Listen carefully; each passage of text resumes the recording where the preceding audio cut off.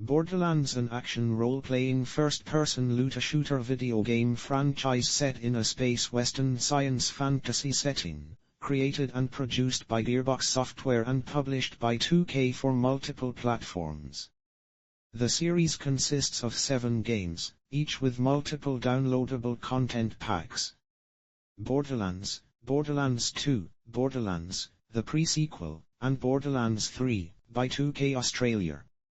Tiny Tina's Wonderlands is a spin-off based on Borderlands 2's Tiny Tina's Assault on Dragon Keep DLC. Tales from the Borderlands is a spin-off episodic graphic adventure game by Telltale Games, and is followed up by new Tales from the Borderlands, developed by Gearbox Software. The series has received critical acclaim and commercial success for its loot-driven multiplayer co-op gameplay and its sense of humor. As of November 2022, more than 77 million copies of Borderlands games had been shipped, with 26 million from Borderlands 2. An additional 5 million copies of Borderlands 3 were sold within 5 days of release, bringing the total series net revenues to over $1 billion. This makes it one of the best-selling video game franchises of all time. A film adaptation of the series was released on the 9th of August 2024. Please excuse any mispronunciations by TTS. The English TTS has trouble with non-English words. But, if you watch entire, you should be fine. If you made it this far, comment NPCs and comment your favorite Borderlands playable character. Gameplay. Borderlands 3 is a first-person loot shooter. Players, either playing alone or in parties of up to 4 people, make a character from one of the 4 classes available, and take on various missions given out by non-playable characters and at bounty boards to gain experience, in-game monetary rewards, and reward items. Players can also gain these items by defeating enemies throughout the game. As the player gains level, they gain skill points to allocate across a skill tree. The game introduces 4 new playable characters: Amara, a siren who summons Ethralfists; Mose, a young gunner who rides the Makar Iron Bear; Zane, an operative with a variety of gadgets; and Floor 4K, a robot beastmaster who summons creatures to aid in fights. Unlike previous Borderlands games, where each character had only one unique skill that operates on a cooldown, each character in the new game can unlock 3 unique skills, though only one can be equipped at a time, greatly expanding the number of potential character builds a player can make.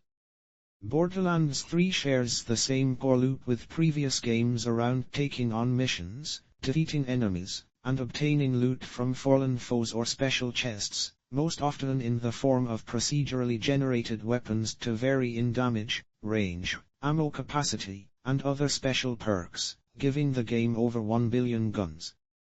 Perks can include elemental effects, such as damaging the foes with fire, ice, or electricity, or may possess alternative firing behavior, among other visual differences. In Borderlands 2, some weapons had Slag Elemental, which debuffed the enemy for a short period and made them extremely vulnerable to a subsequent elemental attack from a different element. Slag weapons have been replaced with Radiation. There is a debuff, but unlike Slag, which gives a damage increase to the player, Radiation will damage enemies over time on its own and can potentially spread to other enemies through explosions on enemy death. The in-game manufacture of the guns also plays a larger role in the type of perks a weapon can have.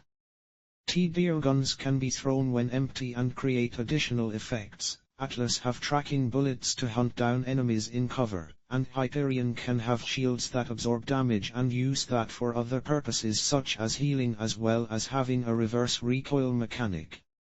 Other randomly generated items include class modifiers, grenade modifiers, shield kits and relics.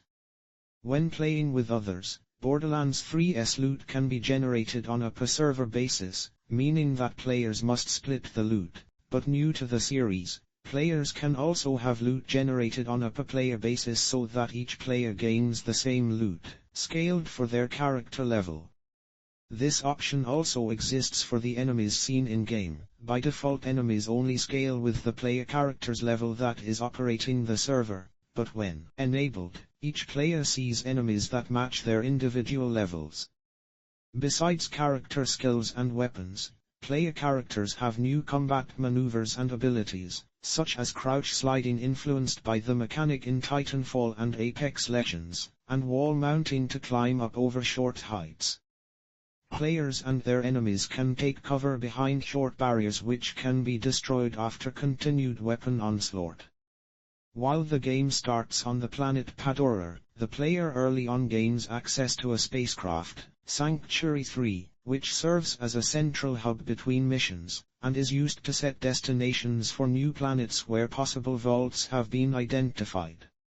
While aboard Sanctuary 3, players can manage their inventory, recover guns they had left on the field, redo their skill tree, purchase new guns and upgrades, and take on optional missions. Borderlands 3 has integration with Twitch streams. Viewers can explore the streamer's inventory and skill tree, and special chests in-game will offer the opportunity for viewers to receive the same gun/item that the stream finds via way of a shift code they can enter into their own game, scaled appropriately for their character's level. Gearbox creative director Paul Sage estimated that players will spend about 35 hours through the main quest line along with some side missions. True Vault Hunter Mode, a type of New Game Plus, allows players to replay the campaign after finishing it with their leveled up character, fighting more difficult enemies for a chance of better loot. The Badis rank system from Borderlands 2 is replaced with the Guardian rank system, which, by finishing smaller challenges throughout the game, allows players to gain buffs that persist across all their characters. Borderlands 3 will include new post-game challenges. Circles of Slaughter found on various planets have players attempt to fight through difficult waves of enemies for higher quality of loot. While downed players can be revived by teammates, if all player characters die, the match is over and any potential rewards are lost. Proving Grounds are a type of raid that must be first discovered by finding hidden markings across the game's worlds. Once discovered, players attempt to defeat all enemies across 3 areas within 30 minutes to complete the challenge and earn their rewards. A further Mayhem mode provides several bonuses to the player, including increased experience, damage, and rare item drops, while also increasing enemy health and randomizing several of the game's campaign elements to further increase the challenge to the player. Synopsis. Setting and characters. As part of the Borderlands series, Borderlands 3 is centered on the planet Pandora, which has been long rumored to contain vaults holding vast amounts of treasure and technology, left behind by a mysterious alien civilization known as the Eridians. In decades prior, several corporations have laid siege to Pandora to try to find the vaults, but the constant conflict and bloodshed has left the planet and its population ravaged and crazed. However, there are still those independently searching for the vaults, known as Vault Hunters, the player characters. Borderlands 3 takes place 7 years after the events of Borderlands 2 and Tales from the Borderlands. In Borderlands 2, it was discovered that numerous other vaults exist on other planets in the galaxy. In the power vacuum left by the defeat of Handsome Jack, twin siblings Troy and Tyrene Calypso form the Children of the Vault, a violent cult of personality formed from the remnants of the planet's many bandit factions, to gain possession of the other vaults, specifically one called the Great Vault. Lilith, a member of a race of women with alien powers called Sirens and current leader of the Crimson Raiders, a resistance force created to protect Pandora, recruits new Vault Hunters to help stop the Calypsos. Several characters from past Borderlands games make a return. Previously playable Vault Hunters Lilith, Claptrap, Zero, Meyer, Brick, and Mordecai appear as NPCs. Aurelia, Sir Hammerlock's sister and one of the playable Vault Hunters in Borderlands, the pre-sequel, also appears as a boss. Returning NPCs include gun salesman Marcus Kincaid, explosives expert Tiny Tina, now going by just Tina, entrepreneur Miss Mad Moxie and her mechanic daughter Ellie, cyborg hunter Sir Alistair Hammerlock, archaeologist Patricia Tannis, weapons manufacturer Mr. Torg, and isolating iridium traitor Crazy Earl. Rhys Strongfork, one of the two playable protagonists in Tales from the Borderlands, and his best friend Vorn also appear. Playable vault hunters from previous titles, including Timothy Lawrence from the pre-sequel and Gage, Kryerg, Arkston, and Salvador from Borderlands 2, are featured as NPCs in the game's DLC campaigns and modes. Plot. Answering a recruiting call from the Crimson Raiders, a team of vault hunters Amarer, Mose, Zane, and Floor 4K arrive on Pandora and meet the Crimson Raiders leader Lilith, who orders them to recover a lost vault map, which the children of the vault have recently obtained. The vault hunters find the map, which directs them to the city planet of Promethea, the location of the first discovered vault and the Atlas Corporation's headquarters. However, before they can depart, they are ambushed by the Calypso twins, Tyrene and Troy, who reveal they are both sirens from being conjoined at birth and that Troy needs Tyrene's powers to survive. Tyrene steals Lilith's powers with her life-draining abilities, then takes the map and leaves for Promethea with Troy. The Vault Hunters and Crimson Raiders take the Sanctuary 3 ship to Promethea. On arrival, they find the planet under attack by the Malaiwan Corporation and COV forces, as Malaiwan's CEO, Katagawa Jr., has joined forces with the Calypso twins on a hostile takeover attempt on Atlas, now owned by Rhys. The Vault Hunters help Rhys stall the attack, after which he directs them to the planet Athenas where the Promethean Vault Key is kept. On Athenas, the Vault Hunters help Meyer and her apprentice Ava recover the key, learning it is only 1/3 of the artifact. Meyer and Ava join the Crimson Raiders.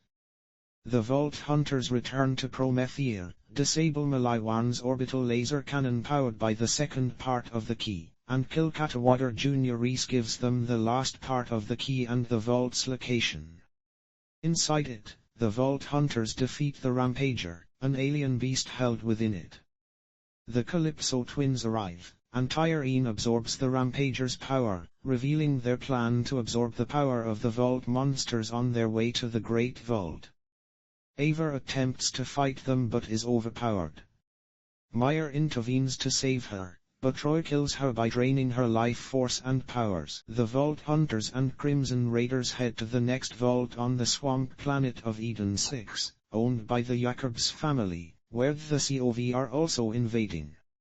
Wainwright Jacobs, heir to the Jacobs Corporation, agrees to help the Vault Hunters obtain the Eden Vault Key if they rescue his lover Alistair Hammerlock.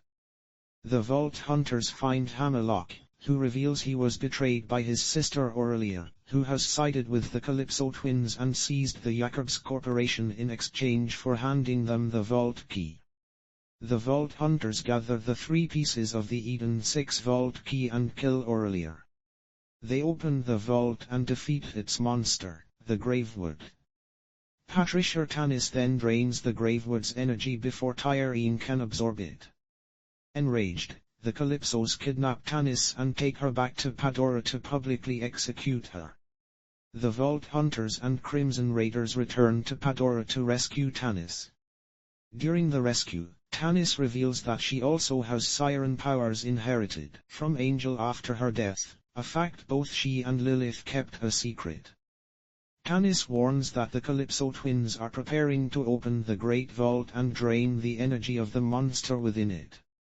The Vault Hunters assault the COV's main headquarters, but are too late to prevent Troy from activating the Vault's key, which is the entire moon of Elpis. The Vault Hunters fight and kill Troy, resulting in Ava inheriting the siren powers he had stolen from Meyer. However, the Great Vault starts opening and Tyrene absorbs Troy's energy before escaping.